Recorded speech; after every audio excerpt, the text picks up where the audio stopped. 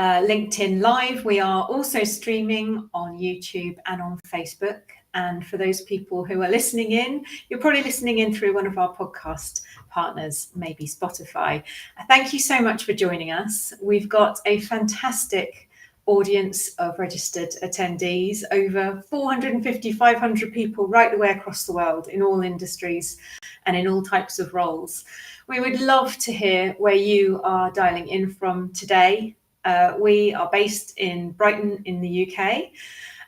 This afternoon, it's 3 p.m. here, but we'd love to hear where you're dialing in from. So please do type in the chat, say who you are and where you're dialing in from. Thank you for joining us on this very important topic around planet at the core, redefining our people strategies for sustainability. And I am over the moon to have with me a very special guest, not only a friend of 20 years, but a fantastic person that I have worked with throughout my career is Kerry O'Neill. She's the Chief People Officer for Ipsos UK and Ireland, having worked at House of Fraser, as well as Ofcom and Aviva, which is where we first started working together. So Kerry, welcome. Thank you so much for joining me here on the Orange Sofa. I know, I can't believe I'm on the famous Orange Sofa. This is so fun. This is brilliant. Thank you for coming down.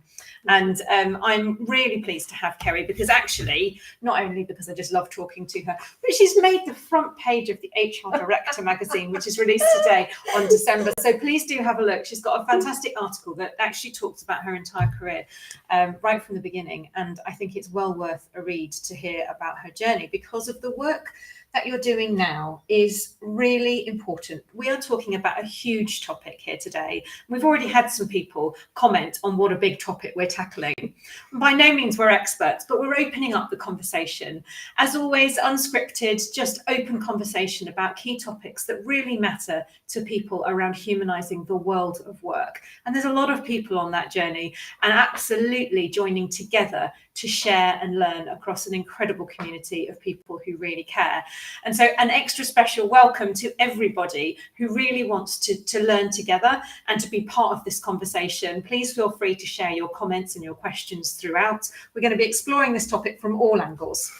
And lots of people from different industries. And I would also say welcome to all those people who can't comment, who can't question. I do recognise particularly some people in the public sector can't always share some of their thoughts out on a public platform, but we know you're there, and thank you so much for joining us today because your work is really important.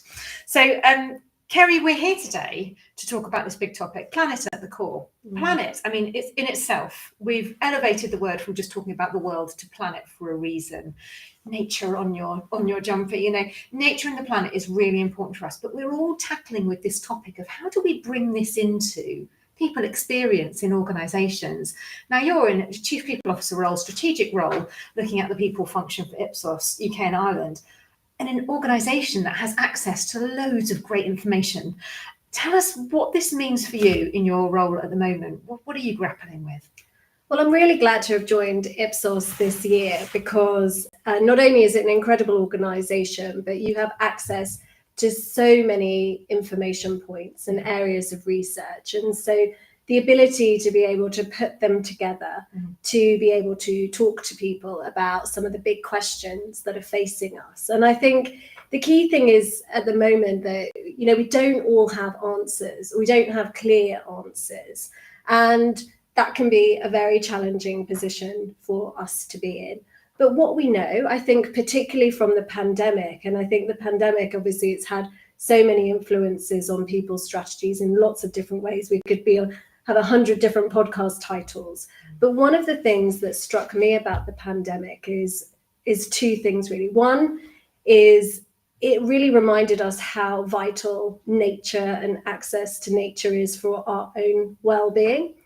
And there's research that Ipsos has done this year that says that 75% of people, or 74% of people, believe that human well-being and planetary well-being are closely interconnected. So there is that, it was a reminder of that intuitive link that I think that we have. You know, we all talked about getting a breath of fresh air. We all enjoyed being able to go outside. We were worried about people who didn't have access to the outdoors. And it was, I think, in this fast-paced, modern, tech-driven, urban world, we largely live in, that was a really important reminder of how connected humans and the planet are. So that's one thing for me. The second big thing for me is we know that climate change is affecting us. There's a huge vulnerability for all of us to face into, yet it can be really difficult to know where to start, particularly in our people strategies.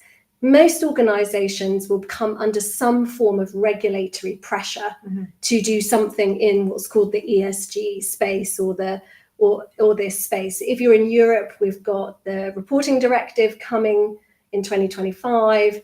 We've got pressures in all sorts of different parts of the world around reporting. So we know we've got to come together and tackle this. We know it's a huge vulnerability facing all of us, but how we do that, I think, is really, really challenging. And our people are coming into our organizations and asking us, what are we doing about it? They're getting excited when we're doing marketing campaigns that feature it, or we're doing product innovations that speak to the planet. So this sort of, for me, this energy and excitement that comes to people when we do things that are good for the planet, good for nature, good for other people, the excitement, the enthusiasm, the interest is an area that for me then means it's a bit of an untapped source for people directors to tune into in terms of how they move their organizations forward. And I guess what I'm really interested in is, like, sustainability is 100% like a buzzword right now in organizations. It's come into a lot of conversations that we're having about all kinds of different organizational strategies. But there seems to be this huge chasm between some of those things that you then talked about in terms of that intuitive belief, that knowledge that nature is good for us. And that comes kind of into that well-being space. Yeah. Versus the organisational target-driven commitments to ESG that feels a little bit less kind of touchable. And in between that, what is there? So, and it's almost like we're finding in that well-being space, people are keen to just have more and more stats and data to prove our human intuition is right. Yeah. That something that we know and we feel, but maybe we can't express in the right way, needs to be packaged in an organisational wrap that says this is good for us, therefore we must invest in it and ensure that people have this opportunity. So even though we know it, we have to prove it, and that's where obviously a lot of data really helps us. But what's in between? So when we look at the whole people strategy and we look at all aspects of the employee life cycle, the employee value proposition, we know that it's much more than just going for a walk at lunchtime. We know that actually, exactly as you said, we are interconnected in a way that is really important. So a lot of the research that we've been doing over the last few months around what it means to be human has really surfaced some different aspects of humanness that go beyond the typical assumptions. So people make the assumptions that being human is all about being empathetic and being compassionate. And yes, we are really good at that. However, we have so much more to offer. And one of the things that is very unique as a differentiator for humans to the tech advancements that are happening in the AI space is our ability to build on each other's ideas. So the social imagination that we can have when we're talking and thinking and connecting our unique human life experience to what someone else is sharing, and having the voice and the psychological safety to say, oh, I read a book my sister lent to me about this topic and it covered this piece and it mentioned this author and that author's written another book. Finding really interesting connections between models, processes, thoughts, people. No computer can replicate it. Yeah. And we've been talking a lot about that. Where's the opportunity here in our people experience to really gather that humanness and use it for the good of everyone, that collective ability to have that imagination of what could be possible to support our planet? I mean, it's a big question. It's a big question. And I think, we need to answer it together in many ways because, in my mind, this is linked to work that we've been, you and I have been involved in also for many, many decades, which is around how do people reach the pinnacle of what they can offer? How do people play to their strengths? How do people sort of really understand what's facing their organization, what the challenges are, and have enough of the context that they need to then be able to create those intuitive leaps with others. And it's back to thinking about how do we free up our organizations to be human, to remember that organizations are created by concept in many ways. They are made up of human beings every day coming in to choose to do something. And yes, there are powerful technologies behind lots of that, and lots of organizations could run, 24/7 even, maybe without that, but they need some human touch somewhere. And our organizations, as we know from all the research we've done and all the work we've done, is that organizations thrive when they let go a little bit, when they let some of the structures go, when they let some of the kind of really oppressive rules go a little bit, and they allow a sense of freedom and humanity to come in. And I think you're right. I think when sometimes people hear the word humanity, it kind of goes into this very soft place quite quickly. And empathy is, it's been a huge word for a long time. And as has compassion, and that is part of it. But being human is also about having drive. Being human is also about being brave and courageous. And also it's about having imagination. And so imagination for me, that how much you let those things breathe in your organization, I think is a big telling sign as to whether you have got the right stuff needed to face into what is inevitably one of the hardest business landscapes we've probably ever had to face into. CEOs have more in their in tray than ever. And, CEOs, are they equipped through the training and the experiences they've had? Are they really equipped? I think they need a broader C-suite experience around them that help them with some of these challenges. But for me, it's about, how do you bring and let that sort of move around your organization and let it be in your organization so that it can create those intuitive leaps? And how can it also make the brave steps it needs to? Gen AI, technology that can generate intelligence as good as any human being, is amazing, but only if it's wielded in the right way, and only if it actually supports what the organization is trying to do. But it's super cool, I think. And so how our organizations do that? And I think the thing that has been part of some of our great discussions is, how do we have a new era of work where the planet is kind of not tucked in on the side, as you say, it's not some department down there doing a sustainability index.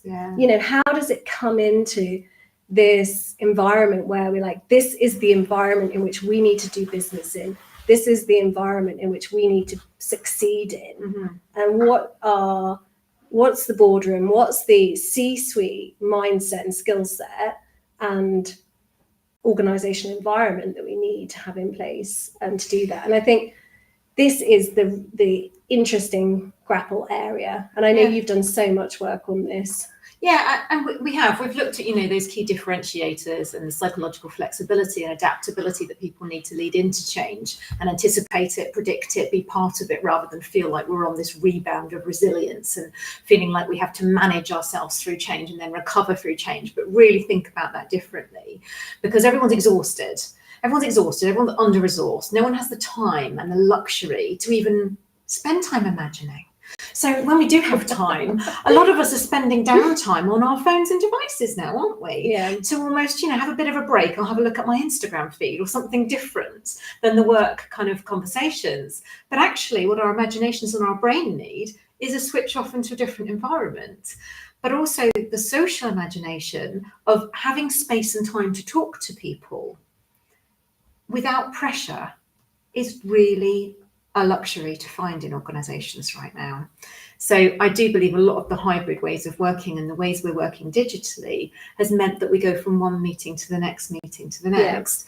And a lot of that in between conversation, the luxurious aimless, non-bulleted or non-agendered items are where people are having those ideas and those thoughts that, hey, just wanted to catch you for a second. Have you thought about this? Maybe we could do something in this area. And I think that's very much missing, along with the very human social skills that are required when you're in person with people, talking to them every single day.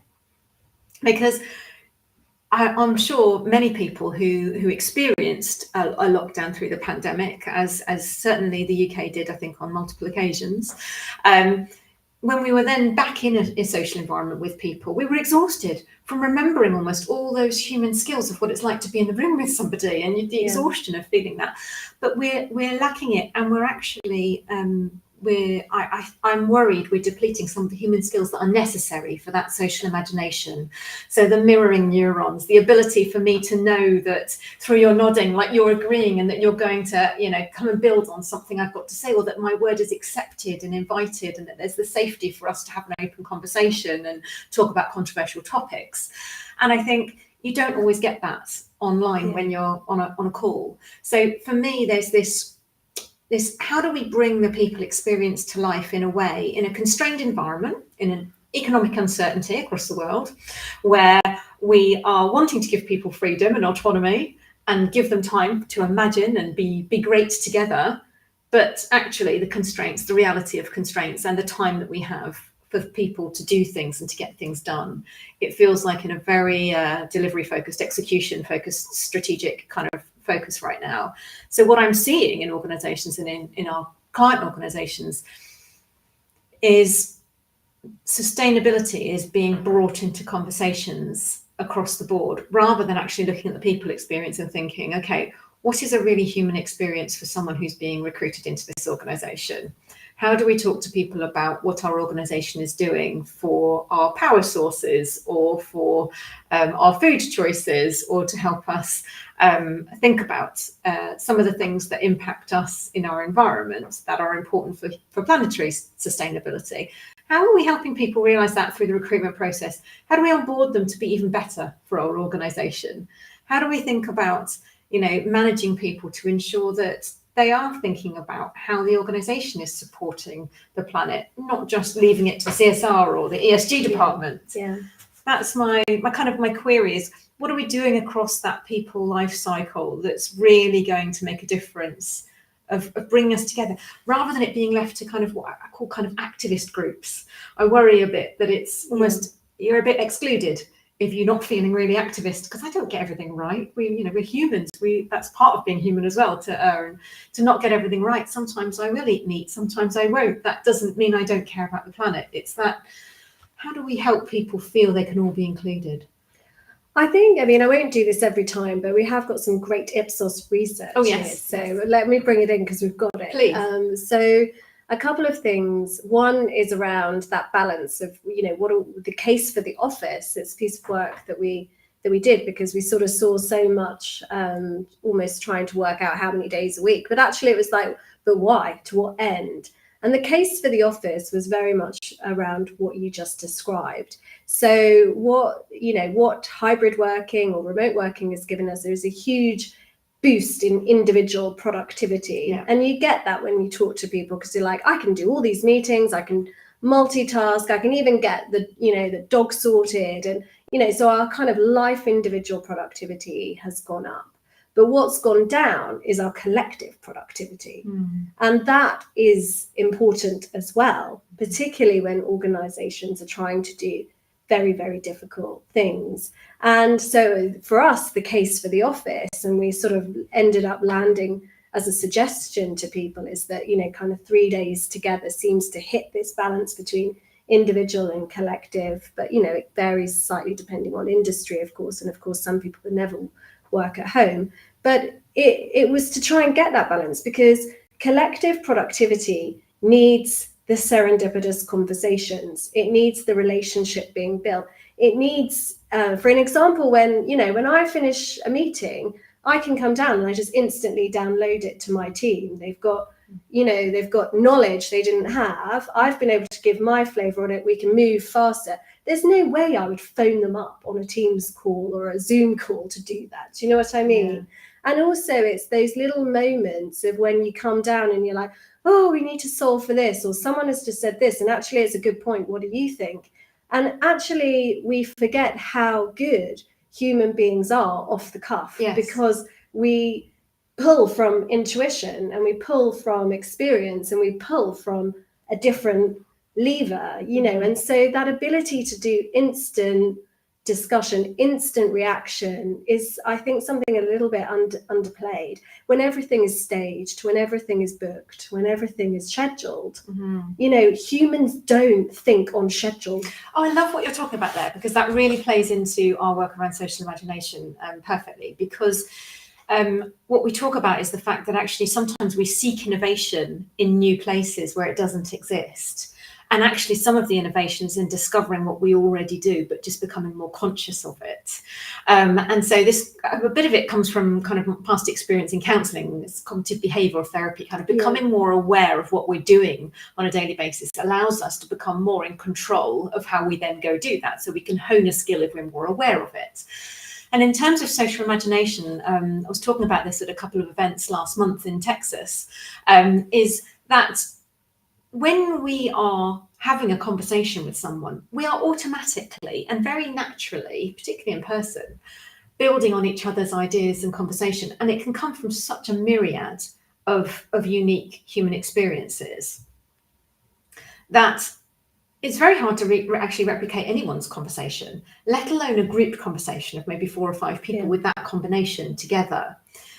And we do it all the time automatically, but when you ask a group of people to actually bring it to their consciousness that they are having an aha moment, that they are able to track an intuitive leap, it's fascinating because you suddenly realise you do it all the time, but you override it as just, you don't think about what our unique human differences are and how valuable they are. It's exactly what you're saying there, is that the value of something that we just take for granted, that we do automatically all the time, is actually coming to the forefront in the workplace, I think.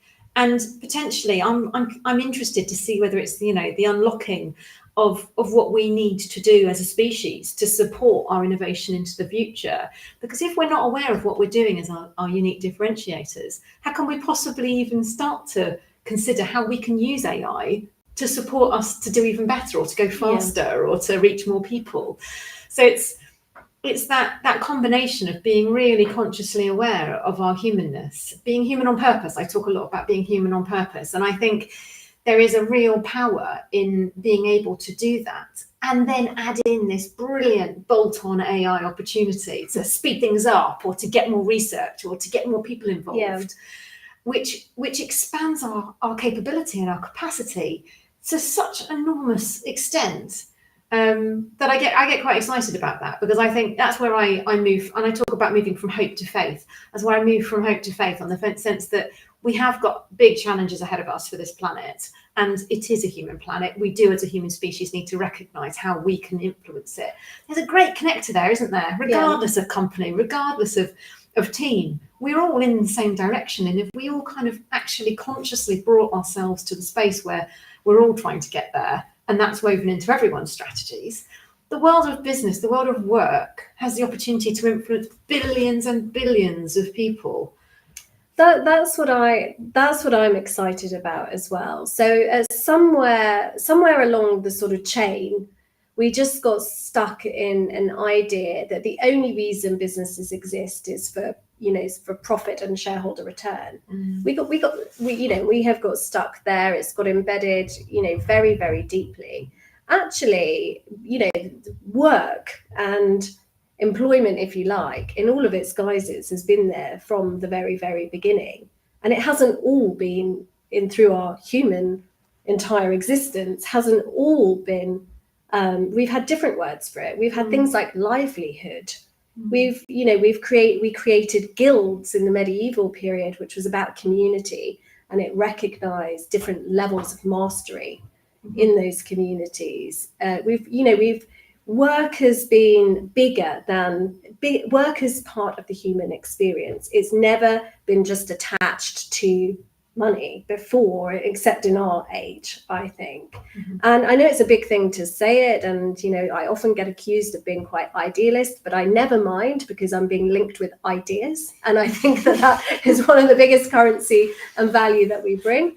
But to me, there is a need to really recognize that work means more to people than just making a profit or a return. It is crucial to so many other aspects. Therefore, if we have the privilege as leaders, which I've done, which you've done, then we have to recognize that this endeavor is part of something bigger. As we have also sort of in the same track of time, I came to this realization through my reading that I've done this year, which I've been done in the public domain and done book reviews on, is the David Attenborough book about life on our planet. And he really tracks, he's really clever, because he kind of goes through his lifetime, which is about 100 years. And at the start of each chapter, he talks about how much carbon is in the atmosphere, how many human beings are physically on the planet, and how much wildlife and biodiversity that we've lost. And it's also really clear from the 1970s that it's really ramped up in the wrong direction. And there's all those stats now that we're living I've read 1.6 planets. I've read as much as five planets worth of resources. I don't know the exact official statistic on this, but we are consuming more of the planet than it can actually physically give us. We also know that the general public recognizes this. So we do a study with AXA Insurance Company, and climate change is the number one vulnerability that they see us. And it's been the same for a few years, and experts agree. So to your point about being conscious, I think it's also about being conscious of the environment and the challenges that we're in. I mentioned earlier that people do need to have context around what your business is trying to do in order to have those imaginative leaps. But I think also we need to get back to having a conversation that says, we do have a need to get to grips with how we're using this planet, and it needs all of us, and the business community in particular, to engage in that discussion. I mean, it's quite fascinating, other research that we've done, as say Ipsos does loads, only 30% of people are happy with what the government is doing in this space. Only 60% of people think that their businesses is doing enough.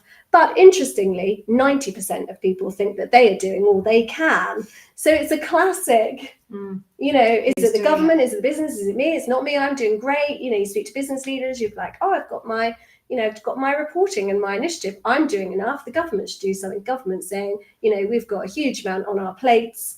We need the business sector to help us. We need people to play their part. And I think we're in a real danger of just ending up doing this and not really getting very far. And that's really interesting, actually, because I talked a lot about the fact that I think business leaders actually have a huge responsibility. So if you're one of those people that's kind of answered the calling to work with and through others, and I think people tend to kind of come to it and really want to lead and make a change and a positive impact on this world. If you speak to most leaders, they want to make a difference in some way positively. Yeah. And I think that's what gets you through and helps you develop the determination and the grit and the resilience to work in a role where you are potentially more responsible or accountable for things that impact other people's lives, but feeling like you have the opportunity and the maturity to go ahead and enter into that. But with that comes great responsibility and duty, doesn't it? Yeah. That actually, if the world of business and leaders, and not just business, but organisations across the world, all had more connectivity around this common thread, it'll be interesting to see what we could really do. Because when you think about I've seen stats before over the last few years, and I've talked about it before, people have more trust in business leaders now than they do in people outside of business or in politics, for example, or in the media.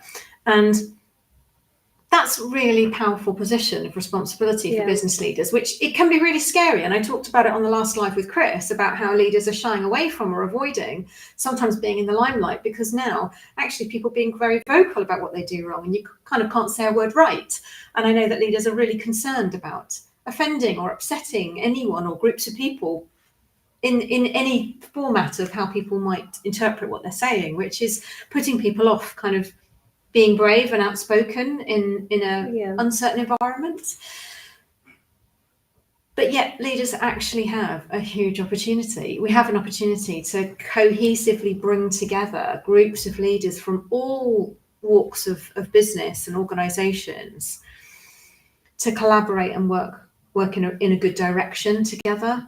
And I heard from an organisation recently, one of our clients, working with their competitors around sustainability. And that really was a really nice eye-opener, because the thought for me to sit down with some of my competitors and say, right, what are we all doing for sustainability, for this planet, for our people? Yeah. I thought that was really inspiring, because that's not something you'd normally hear about. That's normally unusual for people to really genuinely work together on.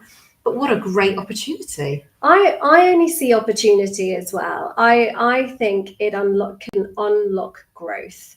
Most of our economies have a growth agenda at the center of it. But because most businesses are sort of now coming into this arena, or returning to this arena, because I think we were having a very vibrant sustainability, corporate responsibility, corporate ethics discussion back in the 2000s. We got sort of wobbled off by the global financial crisis and other things since then, and others. So coming back to this conversation, it's really exciting. I've just spent this morning with students from UCL who are looking in, doing their masters in responsibility in business, and they were presenting major innovations for some of the biggest organizations on this planet, and it was incredible. And I think the other thing is, the Institute of Directors, which is a UK-based institution that sort of sets standards for boards, recently republished their code of conduct for people who are in that position, and they added that it's your responsibility to make sure that responsible and sustainable business practices are working through your organization. So there is a huge opportunity here. I think there is a combination around enabling people to be human, something we sort of started doing through the pandemic and can now continue. But now we've also got AI. So we can free up more of our people, because hopefully AI and other technology can help us start to take some of the things that bog us down a bit. Dan, it's a simple thing. Like, I can now just voice ask my person in my house to turn all my lights off. I don't have to go around and turn off every room light anymore, and the simple, slightly daft example, but that productivity gain that we get in this first wave of technology should free us up. Mm-hmm. Then we also need to use AI, I think, to help us make some of those leaps and solidify them. So the humans might make the intuitive leaps, as you mentioned, it might be but actually then AI can help us, with some of that extra knowledge, build it up. Mm-hmm. It could even deliver us a little summary at the end, a plan for next steps. Mm-hmm. And so I do think that we should be thinking about using AI to enable growth. We should be using AI to enable further advancements in productivity, so we have this space. I think it's going to be a challenge, though, for organizations. Yeah, I worry about the terminology specifically. I worry about how people can bring in terminology. Do people understand it? Or do people really understand what sustainability means in their role when they're told for a function, make sure that you're thinking about sustainability?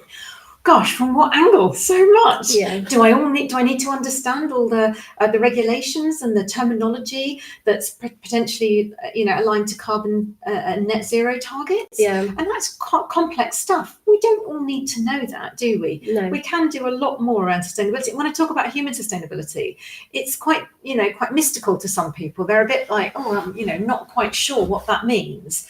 But essentially, it's about helping humans continue to be able to do their roles. So that means that they're not overloaded ridiculously, that they're given tasks that they can actually perform and function without burning out, that they're able to be seen and heard and valued and respected as a human in a workplace that supports their productivity and their performance in a healthy way. And it doesn't need to be so mystical, but I worry that people are a bit concerned about the terminology of how to approach it, and that puts people off. Do you think? I definitely think it is a huge risk, and I was worried about my own knowledge earlier on in the year, so I sort of took on a bit of a goal, and it made me come back to some quite simple ideas that really that, our businesses should avoid doing harm to the world where possible. And if there is harm, we should make amends to fix that. It's about making sure that if we're using up resources that are effectively not ours, that we should make sure that they're replaced and given back, or we're minimizing that aspect. For me, it's about making sure that what we are doing to our people and to our planet, we're aware of it and we're doing things about it if we don't like what we are doing. And it's back to some quite simple ideas about how we should be operating that are really quite obvious as well. If we're in a business that's doing something that's taking something away from vast swathes of people, the responsible thing is to do something about it. And I think we do need to bring it back to some of these quite simpler ideas about what is the right thing for businesses to be doing. I think the more we kind of technocrat it and make it quite difficult, that's for a whole swathe of other people who have the absolute credentials to do that and to be able to advise. But I think we have to come back to simpler ideas in order to unlock the conversations in our organisation. And that's what most people want to work for. They want to work for places who understands what they're trying to do. So there's clarity in the organisation, there's freedom for people to be able to contribute to those ideas, but also that we are doing things in our organisation to either minimise our impact or to make amends for things that we are doing, and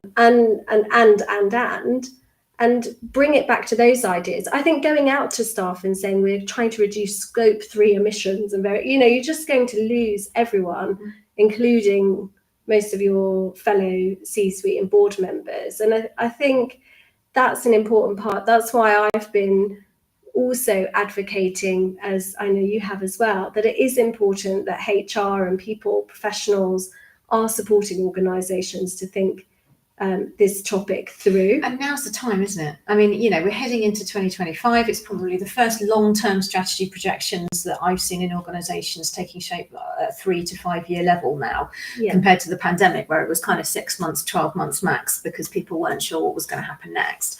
And I think now people's strategies are being put together ahead of 25, maybe January or April kind of financial year beginnings. People looking ahead and going, right, how are we going to ensure that we actually really embed sustainability right the way across our entire workforce? And I'd love to hear from other people who are joining us on this conversation. If you've got any comments or thoughts or questions, please do share them in the chat now. I know Mike's going to be sharing a couple of QR codes if you're interested in joining us here on the Orange Sofas in the UK, or perhaps on our virtual podcast series next year. We'd love to hear from you. So please do have a look at those details that Mike's sharing whilst we're still talking. But share any comments or questions that you have, because I think what we're looking at now is that a lot of organisations are thinking about their people strategies. How are they going to bring sustainability into those conversations about goal setting and about objective setting? So if I'm an HR professional, if I'm an HR director, and actually I'm looking at maybe doing a new future leaders program next year, or perhaps a new induction and onboarding program, how does sustainability fit into that? I mean, what would your first steps be if I was to put you on the spot and say, okay, so let's think about an induction and onboarding program. Why does it matter that we have anything mentioned about sustainability in that? I mean, I think it matters because at those moments, what you're trying to do is say, this is what our business is here for. This is our purpose. This is what we're now trying to do. This is how we're going to work towards our purpose in this time frame that we've got coming. And we're doing this in a really responsible way for our people and planet. And here are those things. And we want you to be part of it. And also, we know we don't have all the answers. So we would like you in your journey as an employee to help us consider how we could be doing this better, or how we could be getting our message across better to others. And I think one of the simplest things that people who are thinking about this can do is go and have a look at the UN Sustainability Development Goals.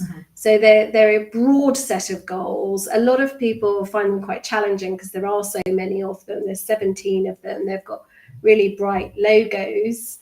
But they are all the things that countries, 196 countries who make up the United Nations, they have agreed that these are the things we need to tackle for our planet and our people collectively to thrive. So you've automatically, without having to necessarily go and do too much, you've automatically got a vision content for how we can have what we can be doing. And it honestly is quite revealing when you have a look at it, and you can kind of go, actually, not only can I link my organization's work here and maybe here and here and here, but actually I can link my own job to here and here and here.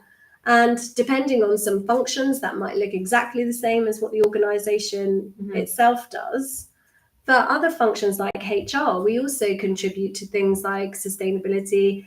Goal number 4, gender equality, because we're doing gender pay gaps. We're often doing work around making sure that, we've got menopause policies in place and other things. So we actually... Or diverse supply chains, for example. Or diverse supply chains. Women-owned businesses and certified diverse yes, suppliers. Exactly. So actually, even if this is not part of your business strategy conversations at the moment, this is something you can independently do. Yeah. You can just download the list and you can have a look and you can sort of situate your organization in that. And you already have made a connection between your organization and the bigger set of goals that we need to put in place for this, for all the work that very clever people before us have done this work to say this is what we need to do. Yes, let's use it. Let's not repeat it. Yeah, so let's not repeat it. And the UN Sustainability Goals, for those of you old enough, they link to the Millennium Development Goals.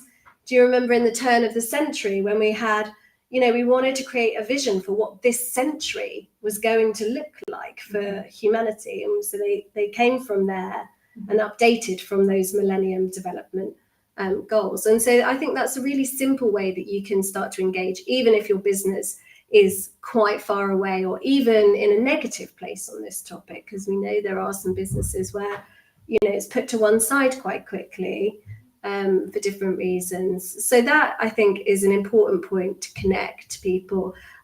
Other than that, on our people strategies, we know from some other research that we have done that when people know about the sustainability aims of their organization, their employee advocacy goes up 30%.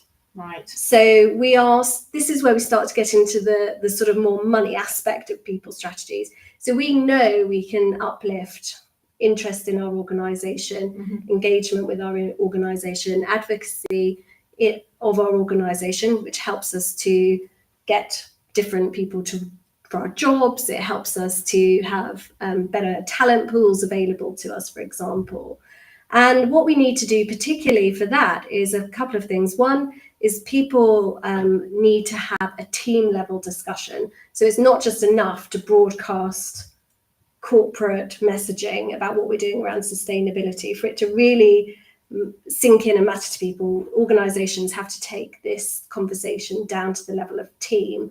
And I think that's where the intuitive leaps are likely to come. They often come when teams consider things. It's not where it's beyond kind of corporate comms. And then the second thing that you can do is people really start to tune in when senior leaders look like they mean it when they talk about their sustainability goals. So actually the way in which your senior leadership are talking about this or not talking about this is really important.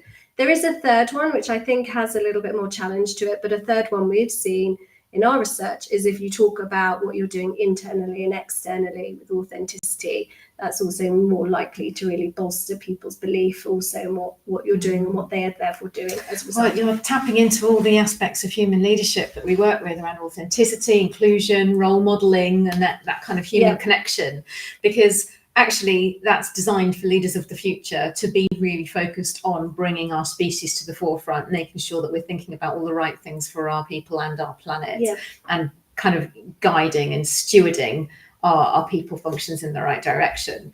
So thank you for that. No, you're welcome. You're very welcome. I mean, and I think it is tricky. I think, then how does it then exactly go into people's strategies does then depend on the individual business strategy. So how much might you need to hire for green skills or not? How much do you need to think about your marketing differently or your products differently? You then need to need to be then very tailoring and bringing in these aspects into all elements of your business strategies, and different businesses will be in different places on that. There's ways of bringing it in though, isn't there? So we're thinking about trending topics around the skills-based organisation. Yep. So it's just thinking again about adding that lens to it, isn't it, of what types of skills will we need for sustainability for the future. Yep. Thinking about organisational influencers. So who is likely to influence the culture and the performance of the organisation? Actually, it could be those people that have a greater influence around some of the